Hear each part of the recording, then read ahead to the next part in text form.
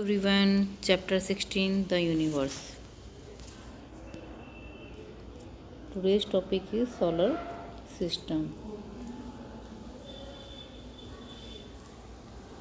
The sun, 8 planets and their moon, comet, meteoroids and asteroid from their entire solar system.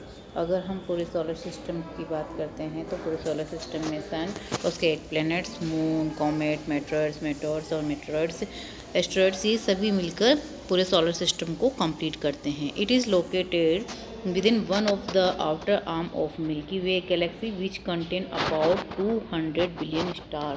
अगर इसके अंदर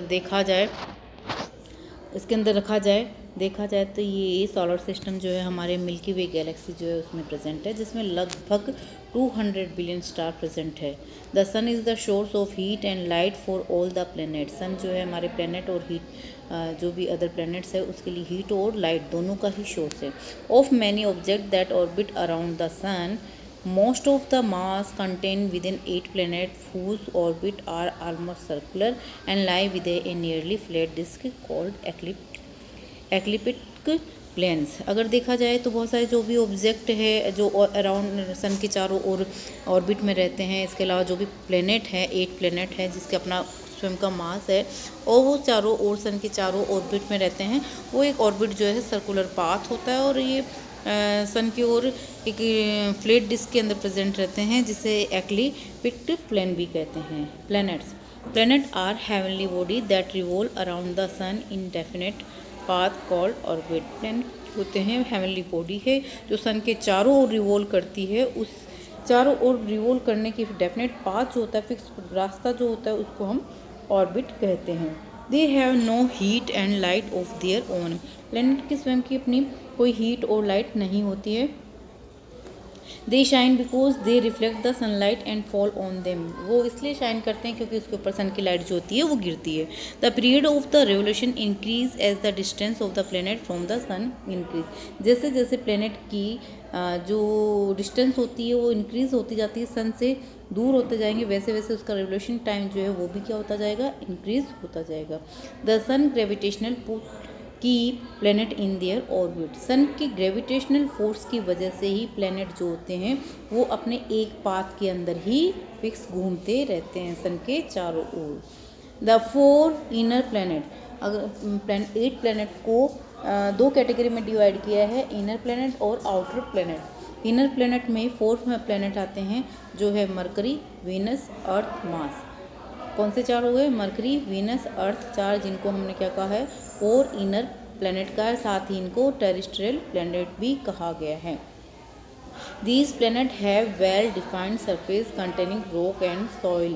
इन planet के ऊपर well defined surface होती है. टेरेस्ट्रियल होने का मतलब हुआ कि इसकी सरफेस जो होती है वो सॉलिड सरफेस होती है जिसके ऊपर रॉक और सॉइल प्रेजेंट होती है, इसलिए इसे टेरेस्ट्रियल भी कहा जाता है और इन्हें इनर प्लैनेट भी कहते हैं.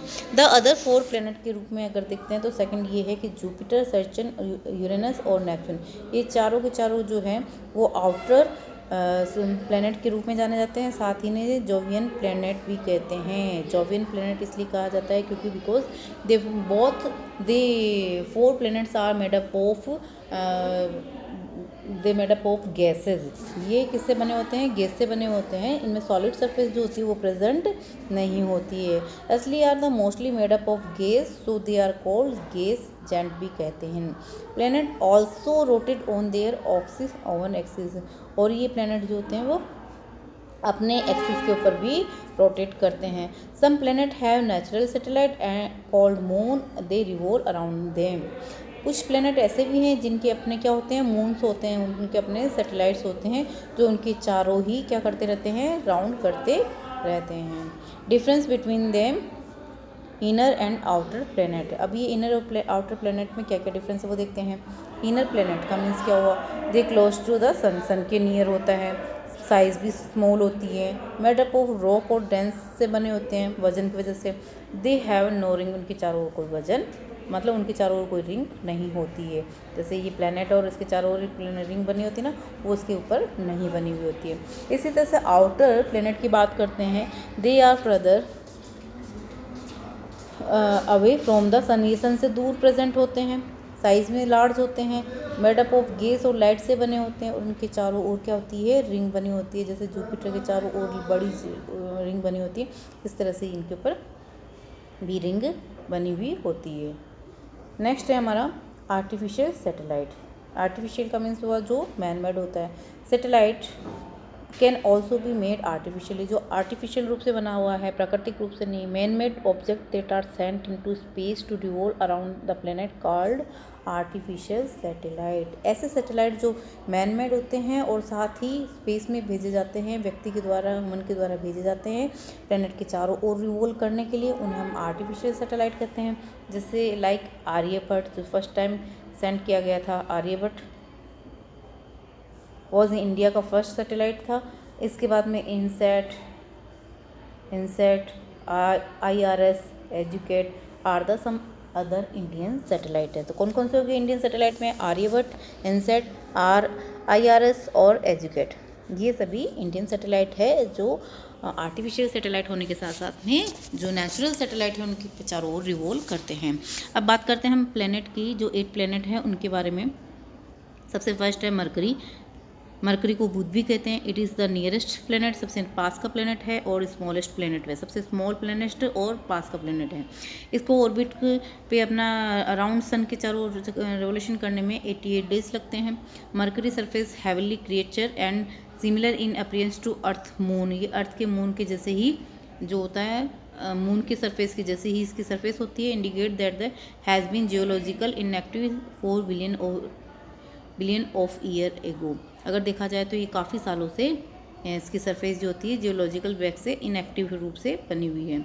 Mercury surface experience the steepest temperature gradient in the all the planet ranging from the cold, अगर देखा जाए तो 100 की एट नाइट, और वेरी कोल्ड वेरी हॉट रहती है 700 केल्विन ड्यूरिंग द डे। दिन के समय ये बहुत गर्म होता है, रात्रि के समय भी ये 100 केल्विन तक पहुंच जाता है। Mercury Axis has the smallest tilt compared to other planet in the solar system and there are no season on it। अगर ये देखा जाए तो मरकरी की जो होती है वो बहुत कम जो होती है वो टिल्ट होती है, झुकी हुई होती है, और इसी वजह से क्या होता है इसके ऊपर कोई भी प्रकार का जो सीजन होता है वो सीजन जो है इस पर नहीं बनता। कम झुके होने की वजह से इस पर सीजन नहीं बनते। हैज़ नो सैटेलाइट, और मरकरी का अपना कोई सैटेलाइट भी नहीं होता है। नेक्स्ट टॉपिक है वीनस, जिसे हम शुक्र भी कहते हैं।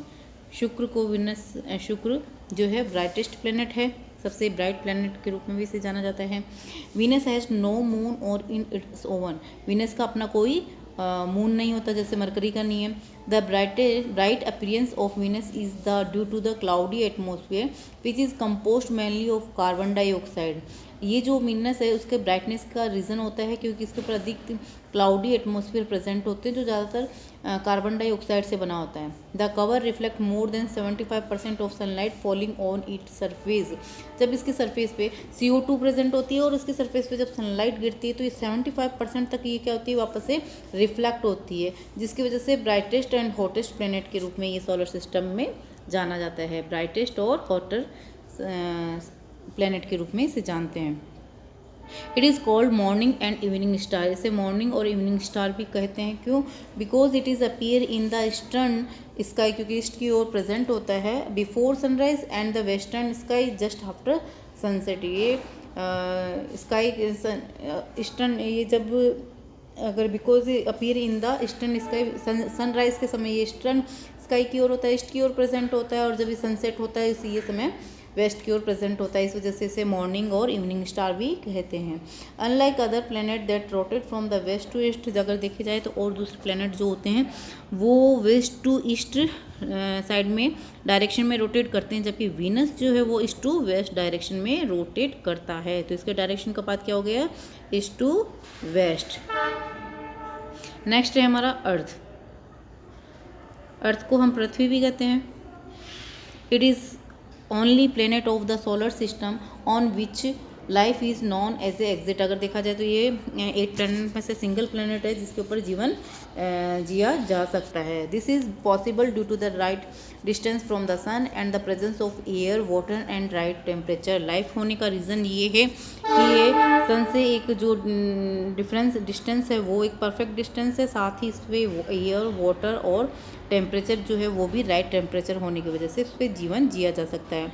अर्थ appears blue green and space due to the reflection of the light।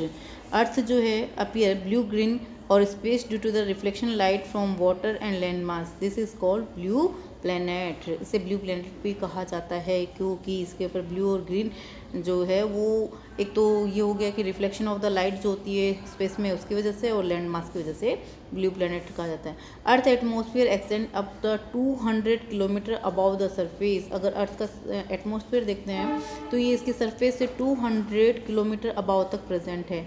It is composition is about 78% nitrogen gas and 21% oxygen and the rest water vapour, carbon dioxide, helium, neon etcetera. ये सभी gases जो होती है इसमें present होती है।